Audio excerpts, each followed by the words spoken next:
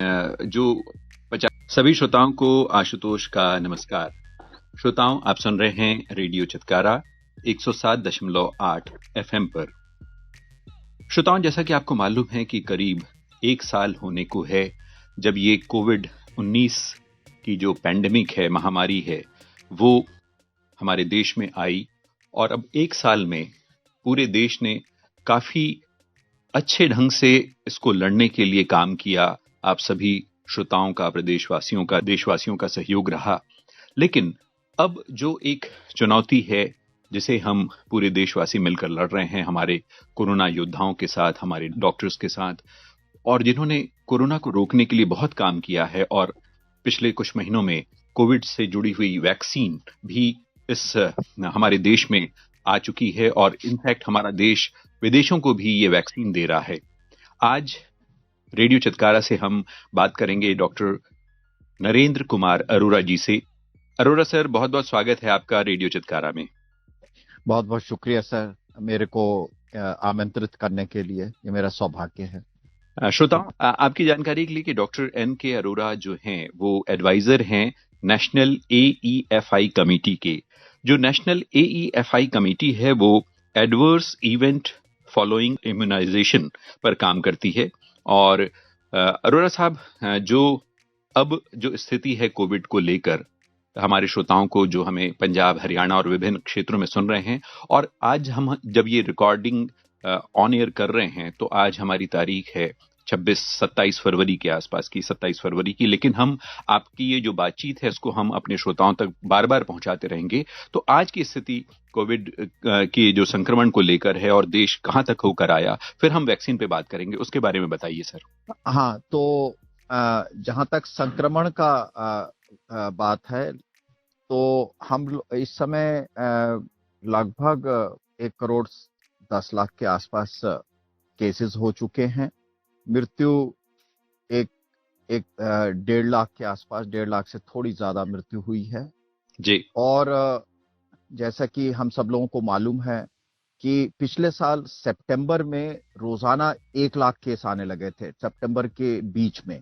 जी। उसके बाद ये धीरे धीरे कम होता रहा और जनवरी के एंड तक आते आते और फरवरी के पहले हफ्ते में 8,000-9,000 केस हुए।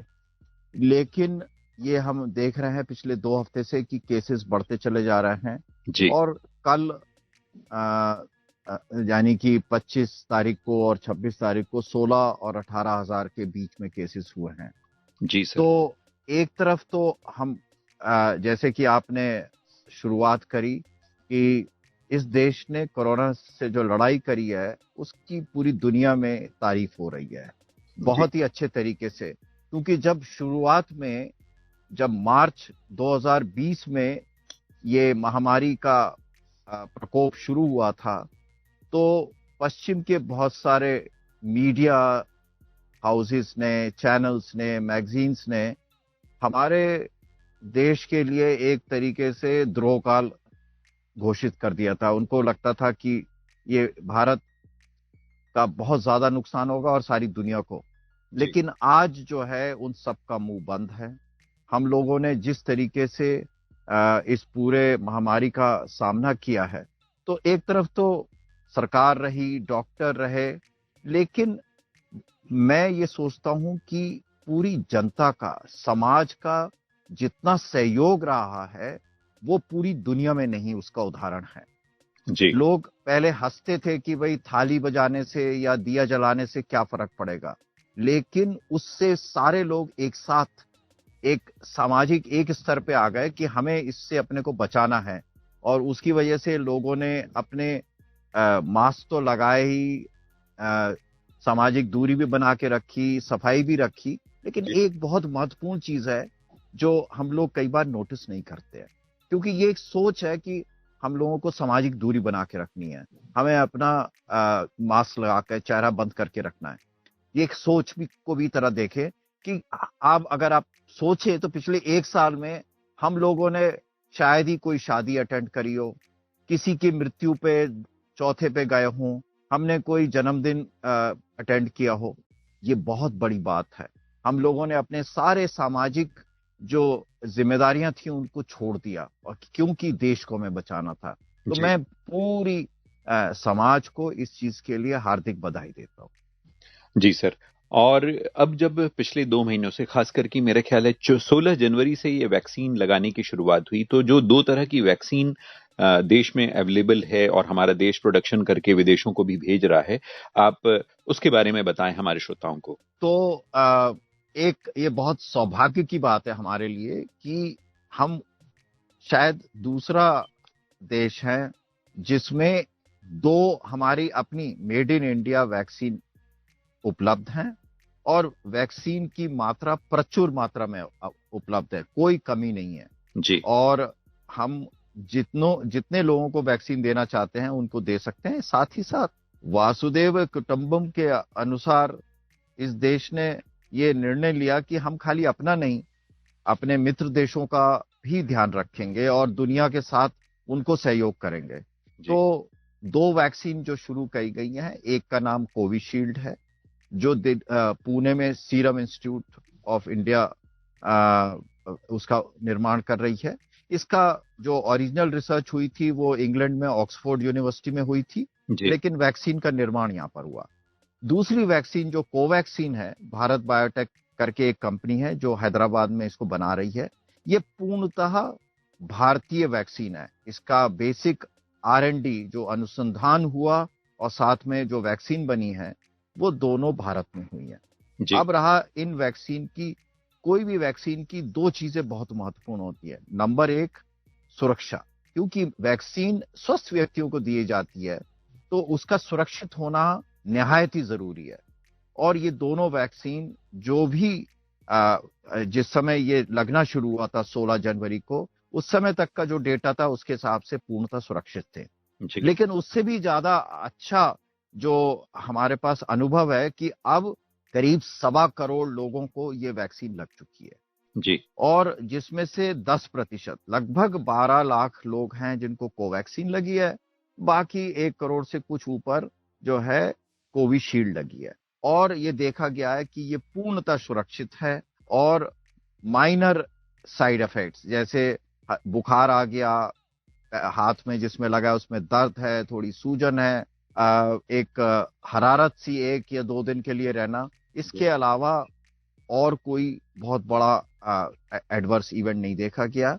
हाँ, कुछ लोगों में बहुत सीवियर एलर्जी हो सकती है। आज तक इस 1.25 करोड़ में लगभग 70, 80, 100 लोगों को एनाफाइलैक्सिस कहते हैं, जिसको बहुत ज्यादा एक जैसे एलर्जी में थप्पड़ हो जाते हैं, सांस में परेशानी होती है, ब्लड प्रेशर कम हो जाता है, ऐसा हुआ। लेकिन उसको वैक्सीन जहां पर दी जाती है उसको उनका तुरंत उपचार किया गया। इसीलिए हर एक व्यक्ति को कहा जाता है आधा घंटा इंतजार करके जाए। और जी। ये सौभाग्य की बात है, इसमें से एक भी व्यक्ति के साथ कोई अनहोनी नहीं हुई। बिल्कुल। सारे व्यक्ति पूर्णतः सुरक्षित हैं और घर चले गए। इसके अलावा हमारे श्रोताओं ने सुना होगा कि करीब 40 के लगभग व्यक्तियों की मृत्यु हुई वैक्सीन देने के बाद। लेकिन इन सारे लोगों की जांच की गई है। जी। ये नेशनल AEFI कमेटी इस चीज को जांच करती है, और ये मैं आपको आश्वस्त करना चाहता हूं कि इसमें से एक भी ऐसा नहीं था जो इसको वैक्सीन की वजह से माना जाए। सारे लोगों में जिनमें था, ज्यादातर लोगों में कोई ब्लड प्रेशर, डायबिटीज थी, हार्ट डिजीज थी, लंग्स की डिजीज थी, किडनी की डिजीज थी। 1 या 2 जवान व्यक्तियों की भी मृत्यु हुई है, जी। और उनमें जांच की गई। एक ऋषिकेश से एक 24 साल के युवक थे, पढ़ते थे मेडिकल कॉलेज में, और उसकी बाद में जांच करी गई तो ब्रेन में एक वायरस, जो हर्पीज वायरस था, उसका इन्फेक्शन था। जी। कहने का मतलब यह है कि ये पूरी तरह सुरक्षित वैक्सीन है। इसका बॉडी पे कोई बुरा प्रभाव नहीं दिखाई देता है, और जो मन में कुछ लोगों के संशय है वो नहीं होना चाहिए। अब दूसरी चीज होती है वैक्सीन के प्रभावी होने का। जी। तो प्रभावी होने में यह देखा गया है कि जो कोविशील्ड है उसके रिजल्ट्स के हिसाब से लगभग 65 से 70% प्रतिशत लोगों में नए इन्फेक्शन का बचाव हो जाता है। जी। और एंटीबॉडी तो सभी में प्रोड्यूस होती है। जी। जहां तक कोवैक्सीन जो प्योरली पूर्णतः हिंदुस्तान में बनी हुई वैक्सीन है, उसका रिजल्ट कितनी प्रभावी है, वो उसका रिजल्ट मेरे ख्याल से अगले महीने के आखिर यानी मार्च के एंड तक आ जाएगा। जी। लेकिन ज्यादा जरूरी है कि उसमें एंटीबॉडी जो शरीर में बीमारी से लड़ने की शक्ति पैदा करते हैं, वो बहुत अच्छी मात्रा में पैदा होती है। उसकी मात्रा जो है, चाहे वो कोविशील्ड है, चाहे वेस्ट में आपने फाइजर वगैरह के बारे में सुना है, जी। उन वैक्सीन के बराबर है। तो ये उम्मीद करी जाती है कि उस वैक्सीन की भी प्रतिरोधक क्षमता या बचाव की जो क्षमता है वो और वैक्सीन की तरह ही है। जी। डॉक्टर साहब, जो आप AEFI के लिए काम कर रहे हैं एडवाइजर के तौर पर, और WHO जो विश्व स्वास्थ्य संगठन है वो, और हमारे जो हेल्थ मिनिस्ट्री है, सेंट्रल की हो या स्टेट के अलग अलग हेल्थ से जुड़े हुए सेक्टर्स हैं, तो इनका कोऑर्डिनेशन किस तरह से होता है? और जो कोरोना को लेकर जो एडवर्स इवेंट फॉलोइंग इम्यूनाइजेशन है, इनकी कोऑर्डिनेशन के बारे में हमारे श्रोताओं को बताएं, ताकि उनको पता चले कि आखिर इतनी सारी संस्थाएं और इतने सारे एक्सपर्ट्स जो है इस कोरोना को लड़ने के लिए अपनी अपनी एक्सपर्टीज दे रहे हैं, और हम सब देशवासियों के लिए ये काम कर रहे हैं।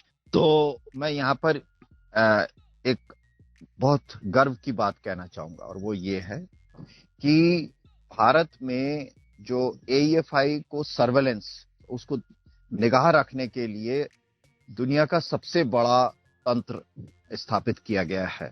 हमारे हर एक जिले में, देश में 700 से ऊपर, करीब 750 और 750 के बीच में जिले हैं, और हर जिले में एक AEFI कमेटी है और जहाँ पैनल है, एक्सपर्ट्स का पैनल है।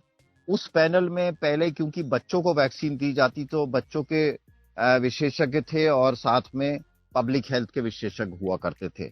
लेकिन अब जो है उसमें क्योंकि ये वैक्सीन बड़ों को दी जाती है, तो उसमें physician, cardiologist, lung specialist, heart specialist और ब्रेन स्पेशलिस्ट, ये 4 स्पेशलिस्ट को भी जोड़ दिया गया है, जिससे कि अगर कोई परेशानी हो तो उसको एक समग्र तरीके से उसका एनालिसिस किया जा सके।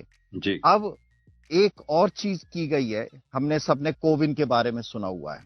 तो कोविन में आपने देखा होगा कि शाम को हमें पता चल जाता है कि आज दिन भर में कितने लोगों को वैक्सीन दी गई है। जी बिल्कुल। और आपके जिले में कितनी दी है, अगर आप कोविन का डैशबोर्ड देखें तो वो भी पता चल जाता है। लेकिन साथ ही साथ एक बहुत ही बेहतरीन चीज है जिसको हम कहते हैं ड्रीम कम ट्रू, कि अगर कोई एडवर्स इवेंट्स हुए हैं तो वो भी उसके अंदर डॉक्यूमेंट होते हैं। आधे घंटे वाला तो है ही, जो आधे घंटे के अंदर किसी को हुआ या किसी ने कंप्लेंट किया जी। लेकिन उसके साथ साथ अगर अगले 28 दिन में भी किसी को कोई होता है तो वो डॉक्यूमेंट हो जाता है। तो मेरे को शाम के टाइम ही ये पता चल जाता है कि आज दिन में कितने टीके लगे और कुल मिला के कितने एडवर्स इवेंट रिपोर्ट किए गए और उनकी क्या क्या सीरियसनेस थी, ये भी पता चल जाता है। बिल्कुल। और उसके बाद इन सारे जो एडवर्स इवेंट्स हैं, खास तौर पर सीरियस 2 तरह के होते हैं। या तो किसी की मृत्यु रिपोर्ट हो जाए या किसी को अस्पताल में दाखिल करना पड़े, क्योंकि यही चिंता की बात है। अब थोड़ा सा दर्द है, पेन है, वहां सूज गई या बुखार हुआ, उसको पैरासिटामोल देने से ठीक हो जाता है। लेकिन अगर दाखिल हुआ है तो चिंता की बात है, और अगर कहीं मृत्यु रिपोर्ट हुई है दुर्भाग्य से तो वो भी चिंता की बात है। इन सारे को इन्वेस्टिगेट किया जाता है। जो डिस्ट्रिक्ट AEFI कमेटी है वो उसको इन्वेस्टिगेट करती है। उसके बाद स्टेट लेवल पे उसकी कॉजैलिटी, यानी कि कारण क्या वैक्सीन से जुड़ा हुआ या कोई और कारण है। और नेशनल लेवल पे सारी मृत्यु की जो जांच है वो नेशनल लेवल पे जरूर होती है, क्योंकि हमारे लिए एक भी जीवन बहुमूल्य है, चाहे वो कोई भी हो। तो इस वजह से ये एक ऐसा तंत्र बनाया है जिसको WHO भी ने 5 में से 4.5 अंक दिए हुए हैं, यानी हमें बहुत हाई लेवल पे रखा हुआ है। इसके अलावा अगर कोई एबनॉर्मल इवेंट रिकॉर्ड होगा या होता है तो WHO का एक पूरा का पूरा सिस्टम है, सॉफ्टवेयर, उसके अंदर उसको रिपोर्ट किया जाता है। और मैं मेंबर भी हूं एक global advisory committee on vaccine safety, गैक्स कहते हैं। अच्छा। और वहां पर भी उनमें डिस्कस होता है कि ये वो पूरी दुनिया से वहां डेटा आता है और उसमें डिस्कस किया जाता है। उससे ये भी पता चल जाता है, फॉर एग्जांपल बांग्लादेश में या नाइजीरिया में या जर्मनी में यही वैक्सीन दी जा रही है और उसको अगर कोई सिम्टम हुआ है, यहाँ नहीं हुआ है, तो हम उसके बारे में सजग अभी से ही हो जाते हैं।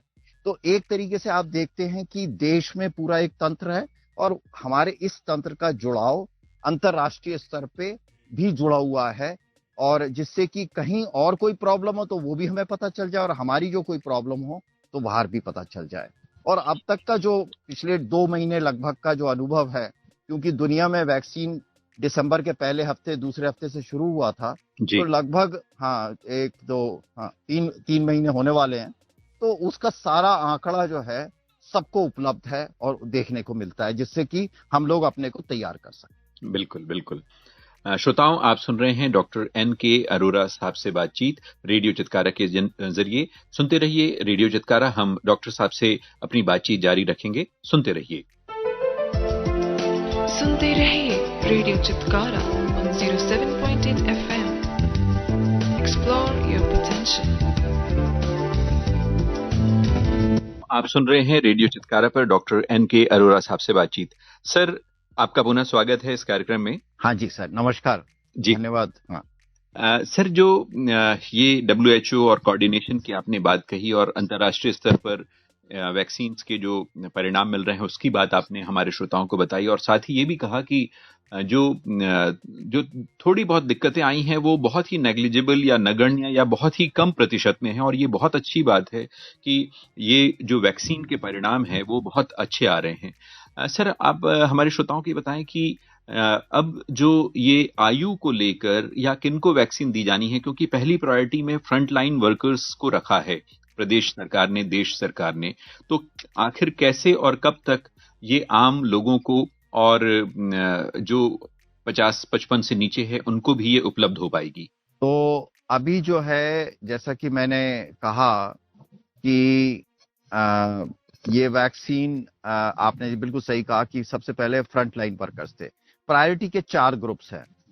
चिकित्सा क्षेत्र से जुड़े हुए नंबर 1, नंबर 2 सर्विसेज के साथ पुलिस और आर्मी, तीसरे नंबर पे म्युनिसिपल कर्मचारी। ये वाला फेज 1 था, ये अब करीब अब चल रहा है, अभी भी लोगों को मिलता रहेगा। जी सर। सोमवार से फेज 2 शुरू होगा, जिसमें 60 साल से सभी ऊपर के लोगों को वैक्सीन दिया जाएगा। और उसके पीछे एक वैज्ञानिक तथ्य है। हमारे देश में जो मृत्यु है, लगभग 55 से 60% मृत्यु जो है 60 साल से ऊपर वालों की हुई है कोविड से।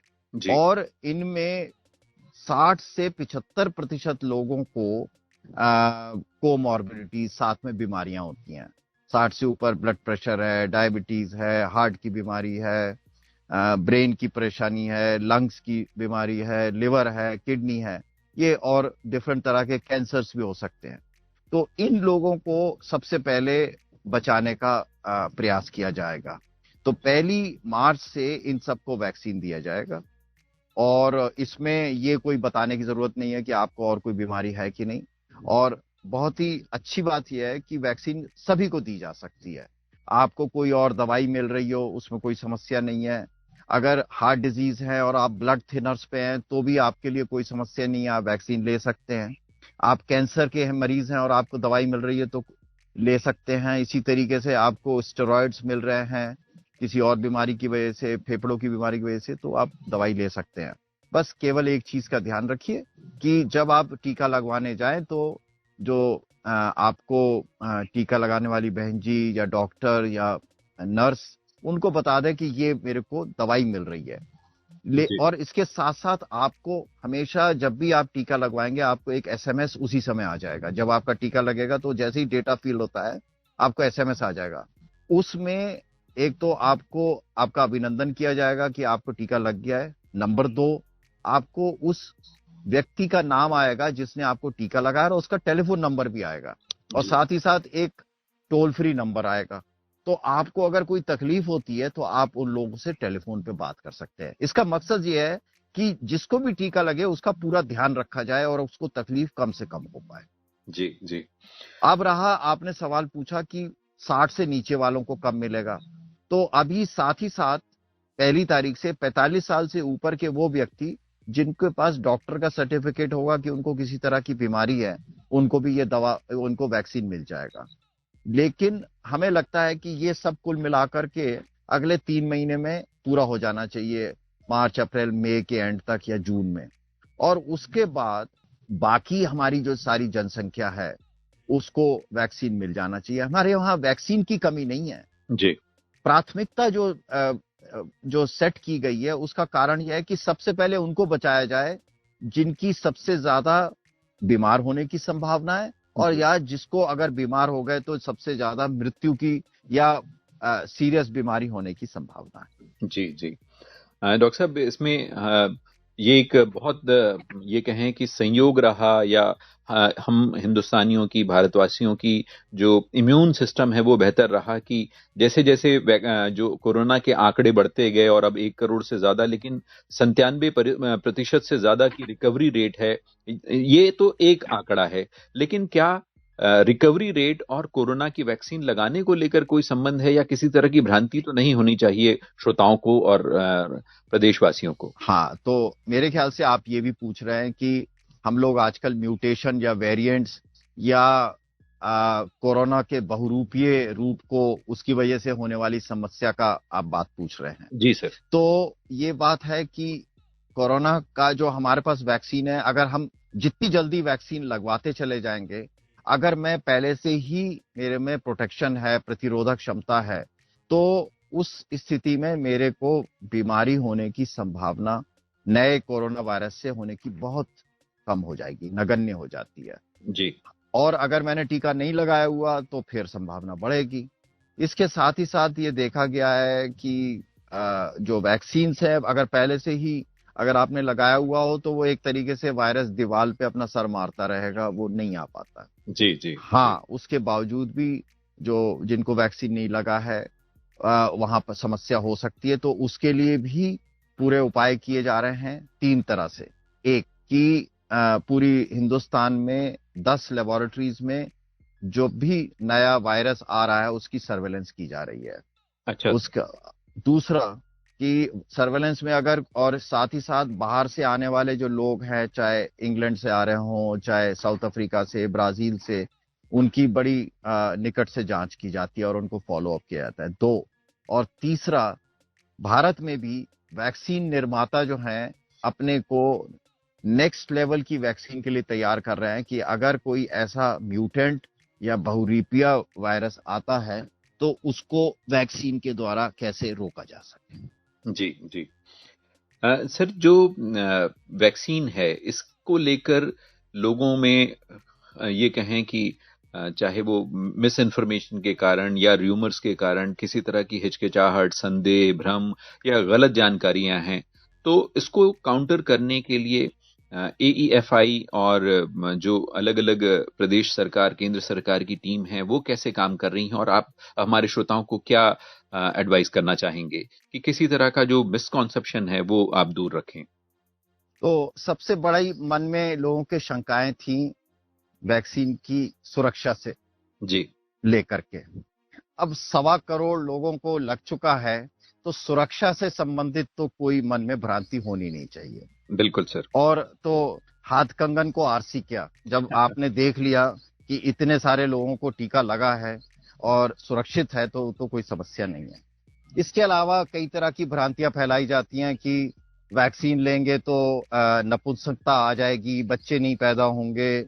इस तरह का जो है ये देश ही इस बारे में पूर्ण तरह से पहले से ही तैयार। जब पोलियो का कार्यक्रम चल रहा था तब भी यही बातें कही गई जी। और इसी तरीके से जब मीजल्स और खसरे का जो कैंपेन चलाया गया उस समय भी ऐसी बातें करी गई। तो ये समय समय पर एक पूरी तरह मिस इन्फॉर्मेशन, गलत फेक न्यूज जिसको आज हम कहते हैं, वो है। और मेरे को लगता है कि आपके मन में जरा सा भी कोई शक हो तो तुरंत अपने चिकित्सक से इस बारे में बात करिए, और जिससे कि उस आपकी भ्रांतियों का निवारण किया जा सके। लेकिन और कई तरीकों से ये जो आपसे आज वार्तालाप का मेरे को सौभाग्य प्राप्त हुआ है, ये भी उसी कड़ी का एक रूप है कि भाई लोगों के मन में कोई भ्रांति हो, आपके मन में कोई सवाल हो तो आपको बहुत आदरपूर्वक कहेंगे कि पूछिए, कोशिश करा जाएगा कि आपके मन की जो शंकाएं हैं उसको दूर किया जा सके। जी, बिल्कुल सर। और इसी प्रयास में हम रेडियो के ज़रिए और विभिन्न माध्यमों के ज़रिए, आप जैसे एक्सपर्ट्स के ज़रिए लोगों तक ये बात पहुंचा रहे हैं कि हम इस नेक काम के लिए आगे आएं और किसी भी तरह की भ्रांति है वो ना पालें, और यदि है तो उसके बारे में ज़रूर एक्सपर्ट से सलाह लें। बिल्कुल सर। सर, ये जो वैक्सीन लग रही है, अब जैसे आपने कहा कि 1 मार्च से 45 साल से ऊपर के लोगों को लगनी शुरू हो जाएगी, और 2-3 महीनों में हम ये पूरा टारगेट अचीव कर पाएंगे। हमारा देश कई सारे मित्र देशों को, पड़ोसी देशों को भी इन वैक्सीन्स को जो है एक्सपोर्ट कर रहा है। उसको लेकर भी देश की जो छवि है अंतर्राष्ट्रीय स्तर पर काफी उभरी है, और काफी बेहतरी के साथ लोगों ने जो है देश की जो है प्रशंसा की है, हमारे डॉक्टर्स की, हमारे टीम्स की प्रशंसा की है। आप इस बारे में क्या कहेंगे, क्योंकि आप अंतर्राष्ट्रीय स्तर पर एक्सपर्ट से मिलते हैं, बात करते हैं, तो इसके बारे में जो देश की जो छवि है उसके बारे में आप क्या कहेंगे इस कोरोना काल में, जब हम सब पूरा विश्व एक साथ लड़ रहा है? इस सवाल का जवाब देते हुए एक तरीके से गला भर आता है। मेरे को बहुत ही गर्व होता है एक्चुअली। जो पूरी दुनिया में जो वैक्सीन डिस्ट्रीब्यूशन का काम है, उस कमेटी का नाम कोवैक्स फैसिलिटी कहते हैं, जहां पर WHO में वैक्सीन का बताया जाता है कि ये वैक्सीन हमारे पास उपलब्ध है डिफरेंट कंट्रीज, जिससे कि बाकी उन लोगों को ये बांटा जा सके। उस कमेटी का मैं वाइस चेयरमैन हूँ। और वहां पर जो है जिस तरीके से भारत के लिए अच्छे शब्द कहे जाते हैं, और यही कहा जाता है कि भारत ही पूरी दुनिया को इस महामारी से बचा सकेगा, तो मतलब सीना बहुत चौड़ा हो जाता है और बहुत अच्छा लगता है। यही कारण था कि कल WHO के चीफ ने भी हमारे देश की और प्रधानमंत्री की भूरी भूरी प्रशंसा करी है। इसी का यही कारण है कि भारत आज एक, जैसे कि मैंने कुछ देर पहले कहा था, वासुदेवाय कुटुंबम, हम खाली अपनी देखभाल नहीं करते, लेकिन सारा विश्व को हम अपना हिस्सा मानते हैं और उसी हिसाब से आगे चलने की कोशिश कर रहे हैं।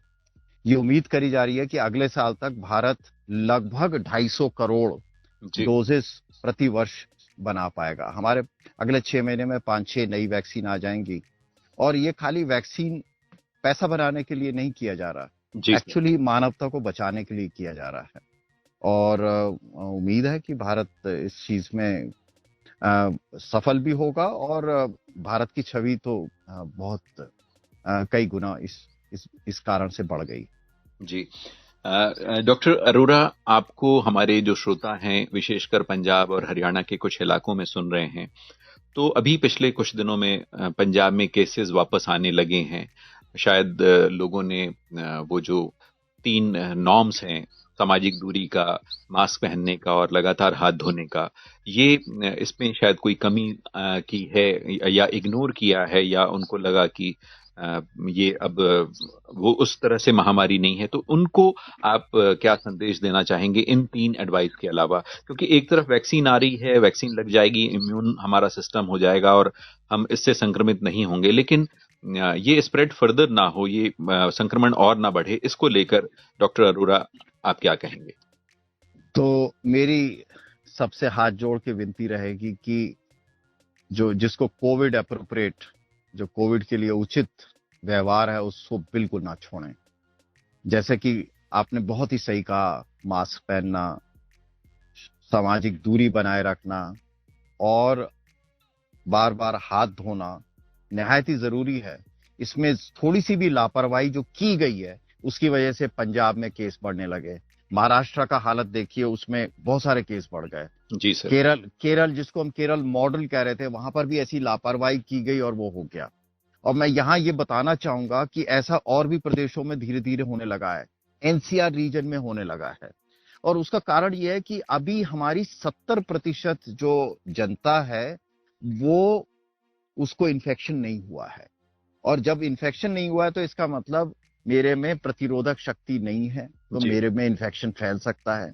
तो अगर जो हमने पिछले साल भर कहा, जैसे कि मैंने शुरू में कहा कि ये सामाजिक दूरी बनाए रखना और साथ ही साथ जो हमारे समारोह हैं वो कम से कम किए जाएं या ना किए जाएं, जहां भी भीड़ भाड़ है वहां पर ना जाया जाए, या केवल उसी स्थिति में जब उस निहायत ही जरूरी हो। वो जी। ये सारी चीजें जुड़ी हुई हैं।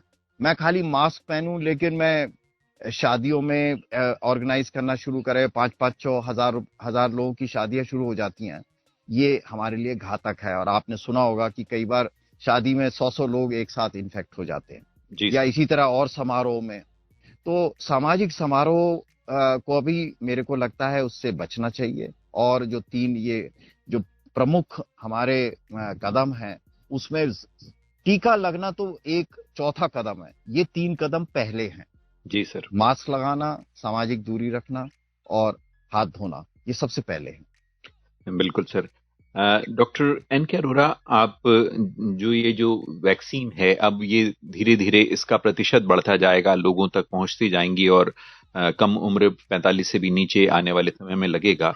तो इसके जो इसको लेकर जब जब वैक्सीन जब लग जाती है, जब पहली डोज लगती है और उसके बाद 28 दिनों के अंतराल के बाद लगती है, तो उस समय किस किस तरह की प्रिकॉशंस, किस तरह की सावधानियां खाने पीने को लेकर या इस तरह का कोई गाइडलाइंस है, ताकि हमारे श्रोता जो जिनको लग गई है या जिनको लगने वाली है वो इसके बारे में वेल इन एडवांस अवेयर रहें।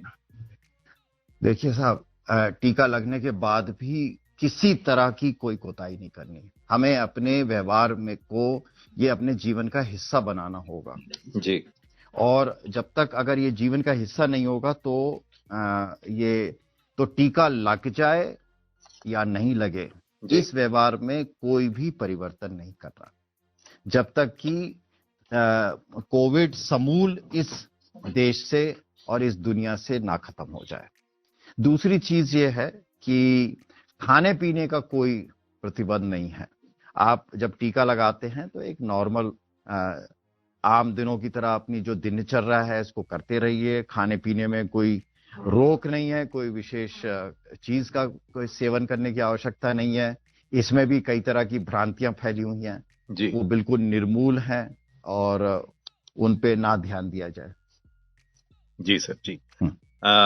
बहुत बहुत धन्यवाद डॉक्टर एन के अरोरा। श्रोताओं, अभी आपने जो डॉक्टर अरोरा साहब की बातें सुनी और हम उम्मीद करते हैं कि अरोरा साहब जो नेशनल AEFI कमेटी के एडवाइजर हैं, एडवर्स इवेंट फॉलोइंग इम्यूनाइजेशन के, उनकी बातों पर बहुत ज्यादा गौर करेंगे, अपनाएंगे।